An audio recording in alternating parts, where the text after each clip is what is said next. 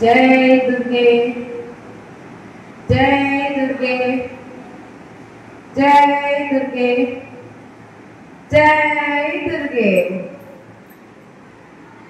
जय दुर्गे जय दुर्गे जय दुर्गे जय दुर्गे भारत माता की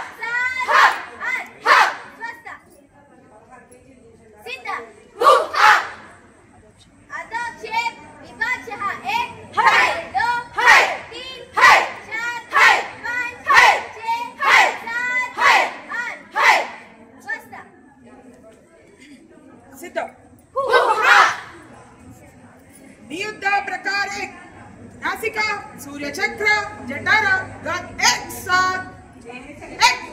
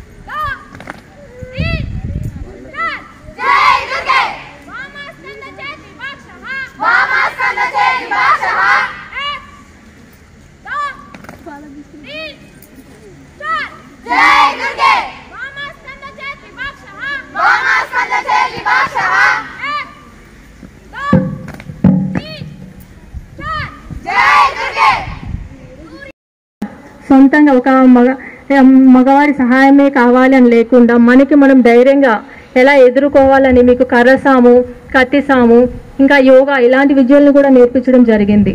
యోగా అనేది మన జీవన విధానంలో ఒక భాగం లాంటిది. ఎందుకంటే యోగా వల్ల చాలా చాలా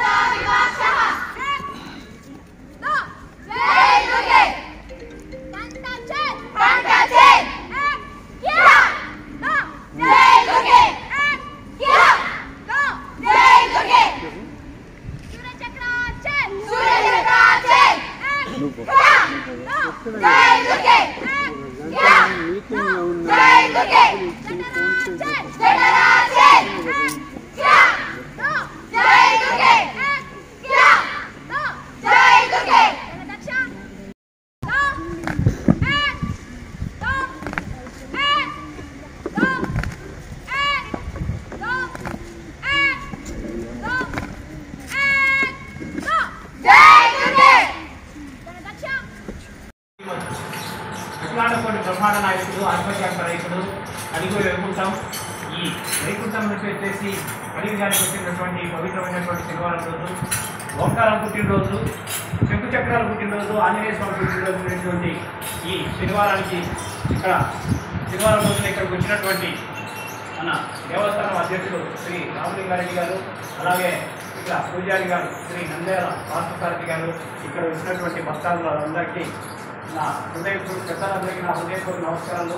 పిల్లవారికి అందరికి చిన్నవారికి అందరికీ వచ్చేసి నా ఆశీర్వాదాలు. మరి కేశవనారాయణ, మాధవ, గోవింద, విష్ణు, వర్షణ, శ్రీవిక్రమ, వామన, శ్రీరామశేష, పద్మనాభ, దామోదర, సంకష్ట, వాద్య, వాదిత, నరసింహ, పురుషోత్తమ, అదోచయ, నరసింహ, అక్షిత, జనార్దన, ఉపేంద్ర, హరి, శ్రీకృష్ణ, వెలుపడవాడ, వెంకటరమణ, నా హిందూ బంధువుల ఈరోజు ఒక 2 నిమిషాల కార్యక్రమం. మరి మీకు అందరికీ తెలుసు ఈ దేశంలో ఏం జరుగుతుంది, ఎక్కడికి పోతున్నాము.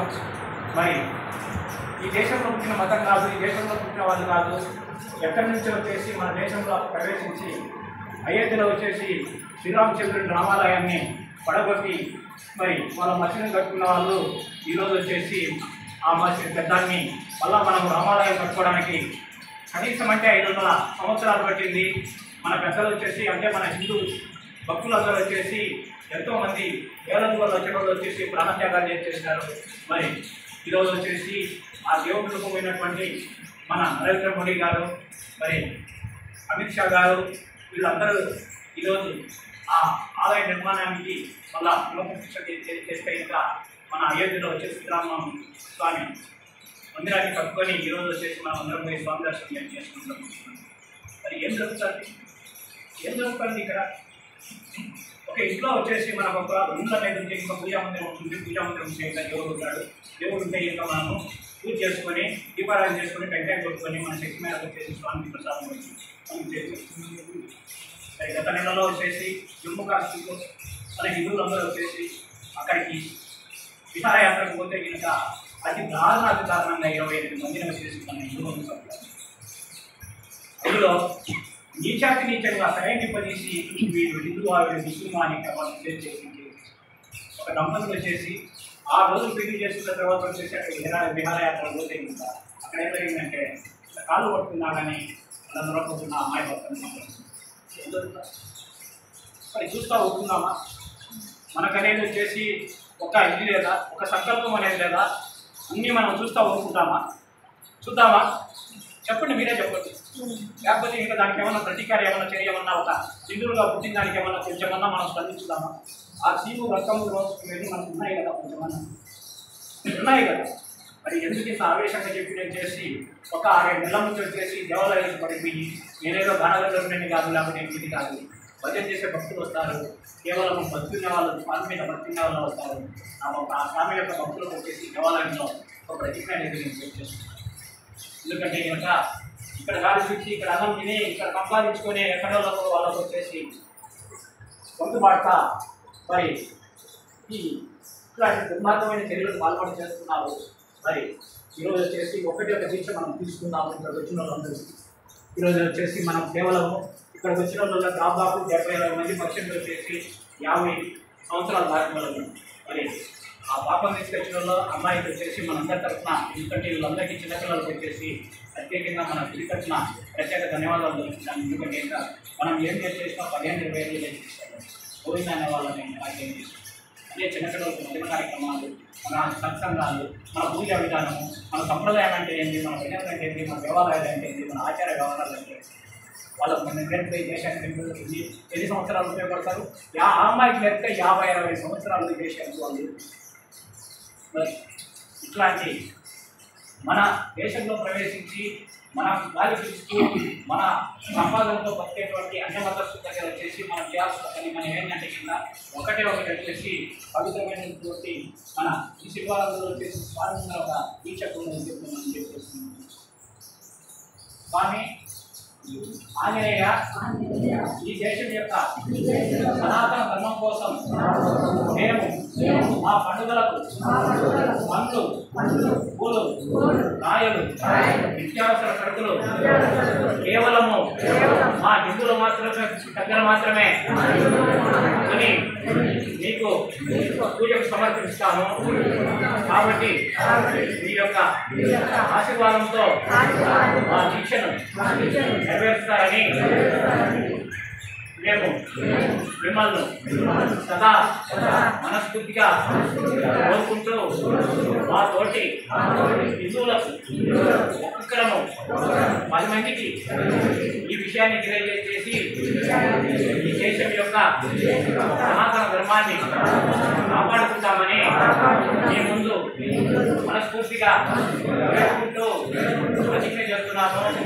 ఆ ప్రతిజ్ఞకు ఓ అంజనీపుత్ర, ఓ ఆంజనేయ, శ్రీరామదూత, ఓ హనుమంత ఈ ఆశీర్వాదాలు మాకు మెండుగా ఇచ్చి ఈ దేశాన్ని కాపాడుతారని మనస్ఫూర్తిగా మా సదాశివుని మాదాల సాక్షిగా మీ ముందు ప్రతిజ్ఞ చేస్తున్నాము. జై శ్రీరామ్, జై శ్రీరామ్, జై శ్రీరామ్. ఇది విషయము. పొరపాటున కూడా పనులు కానీ